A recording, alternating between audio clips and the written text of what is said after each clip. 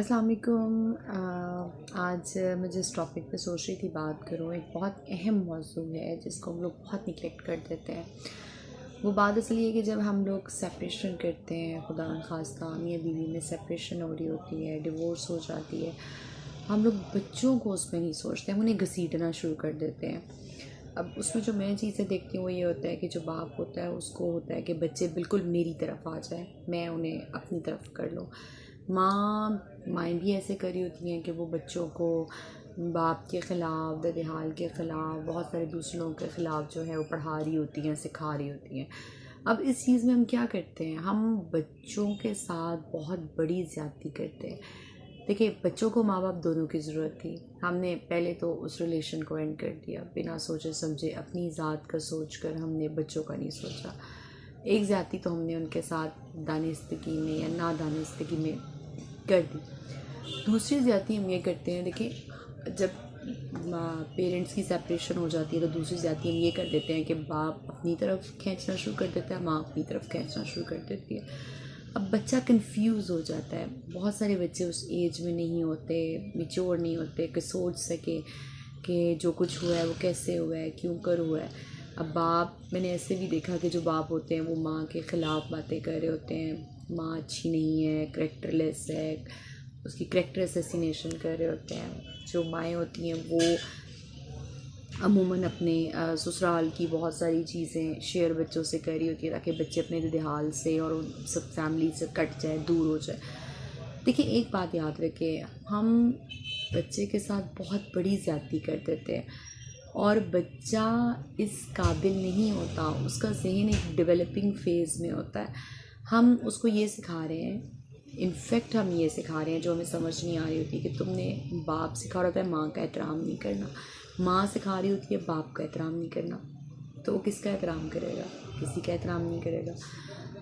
तो ये चीज़ एक बहुत ज़्यादा, जो हम लोग इसको बहुत ज़्यादा वो समझते हैं कि बहुत छोटी सी चीज़ है, लेकिन ये एक बहुत छोटी चीज़ नहीं है, ये एक बहुत बड़ी बात है, ठीक है, जिसको हम बिल्कुल बॉदर नहीं कर रहे होते, बिल्कुल लीस्ट बॉदर होते हैं इसके बारे में। अब यहाँ पे कोर्ट में अक्सर मैं देखती हूँ, अब बच्चे आते हैं, उन्हें बाकायदा पढ़ा के लाया जाता है। यानी कि एक बच्चा मैं देख रही थी, जब वो आया, कोई 6-7 साल की उम्र होगी, तो उसने आकर जज ने जब पूछा कि आप अपनी माँ के साथ रहना चाहते हैं, बाप के साथ, क्या आपकी मम्मा आपका ख्याल रखती हैं? वो बच्चा बाप के पास था। तो बच्चे ने जवाब दिया, जी हमारी माँ हमारा बिल्कुल ख्याल नहीं रखती, वो हमें मारती है, हमें खाना नहीं देती। जिस पर जज जो थे उन्होंने ये मुस्कुरा कर जवाब दिया कि और क्या पढ़ा के लाए हो इसको, मतलब उसके बाप को कहा। यहाँ पे इतना जजेस को भी समझ होती है, माँ माँ होती है, वो कभी भी किसी बच्चे के साथ इस तरह नहीं कर सकती। लेकिन हम लोग इतनी ज़्यादती करते हैं, इतनी ज़्यादती करते हैं बच्चों के साथ कि हम बिल्कुल भी इस चीज़ को बॉदर नहीं करते।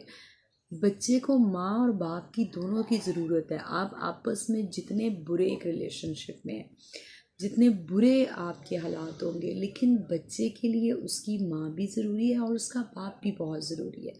सो फॉर गॉड सेक, मेरा आज एक बस यूं ही बैठे बैठे मैं आज एक ऐसा केस देख कर आई, तो मुझे ख्याल आया कि मैं इस चीज़ पर बात करूं कि प्लीज़ अपनी अनाव में, अपनी इन चीज़ों के चक्रों में बच्चों को ड्रैग मत किया करें। बच्चों को फ्री विल के साथ रहने दें, उनको उनकी ज़िंदगी जीने दें, उनको आज़ादी दें, वो खुद देखें, वो खुद जज करें। बच्चे एक बहुत बेहतरीन जज होते हैं, उन्हें समझ आती है, उनको खुद वक्त के साथ सीख लेते हैं कि कौन गलत था, कौन सही था। लेकिन जब हम उन्हें उस वक्त से पहले सिखाने की कोशिश करते हैं, पढ़ाने की कोशिश करते हैं, तो हम उनके साथ बहुत बड़ी ज़्यादती करते हैं। ना बच्चा माँ पे ट्रस्ट कर सकता है, ना बच्चा बाप पे ट्रस्ट कर सकता है, और उसकी पूरी एक पर्सनालिटी जो है वो स्पॉइल्ड हो जाती है। सो प्लीज़ मेरी आप लोगों से एक हम्बल रिक्वेस्ट है कि बच्चों को साइकोलॉजिकली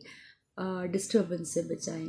ऑलरेडी जब कोई फैमिली टूटती है तो सबसे ज़्यादा नुकसान जो होता है ना, वो बच्चों का होता है, क्योंकि माँ भी सर्वाइव कर लेती है, बाप भी सर्वाइव कर लेता है। माँ भी एक अपनी एज का हिस्सा गुजार चुकी होती है, बाप ने भी गुजार लिया होता है। बहुत से पेरेंट्स दोबारा शादी कर लेते हैं, वो अपनी ज़िंदगी जी लेते हैं। लेकिन वो बच्चे, वो मासूम बच्चे जिन्हें माँ बाप दोनों की ज़रूरत है, वो ये समझ ही नहीं पाते कि कौन दुरुस्त है और कौन गलत है और हमें किस सिमत चलना है।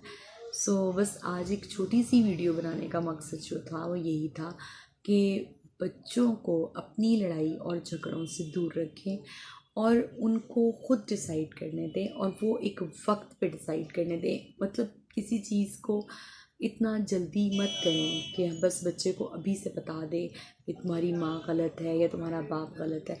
मैं एक बिलीव करती हूँ कि मियाँ बीवी का आपस में जो भी रिलेशन होगा, जितना वर्स्ट रिलेशन होगा, लेकिन बच्चों से दोनों प्यार करते हैं। माँ भी प्यार करती है, बाप भी प्यार करता है। ये एक रिश्ता ऐसा है। लेकिन हम अपनी नफ़रतों में, अपनी अनाव में, अपनी उसे क्या कहना चाहिए, एक ज़िद में हम इस चीज़ को बिल्कुल फॉर ग्रांटेड कर देते हैं कि माँ बाप दोनों एक बच्चे के बेहतरीन नशो नुमा के लिए बहुत ज़रूरी है। उसकी एक मेंटल स्टेबिलिटी के लिए, उसकी एक साइकोलॉजिकल डेवलपमेंट के लिए, उसकी इमोशनल डेवलपमेंट के लिए, उसकी इवन फिज़िकल डेवलपमेंट के लिए। क्योंकि अगर बच्चा डिस्टर्ब होगा तो ज़ाहिर सी बात है वो फिज़िकली भी एक बीमार हो जाएगा, अपसेट हो जाएगा। तो प्लीज़ बच्चों के साथ ऐसा जुल्म मत कीजिए। आपका आपस में जो भी रिलेशन है, जितना भी डिस्टॉर्टेड है, लेकिन कम से कम बच्चों को उस रिलेशन से दूर रखिए। बच्चों को उनकी अपनी मर्ज़ी पे चलने दीजिए, उनको ख़ुद फ़ैसला करने दीजिए कि उन्होंने क्या करना है और इस तरह के काम मत कीजिए।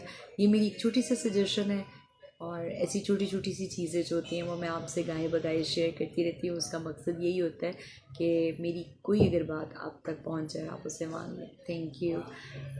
उम्मीद है कि आप मेरी बात से इत्तेफाक करेंगे। थैंक यू जी। अल्लाह हाफ़िज़।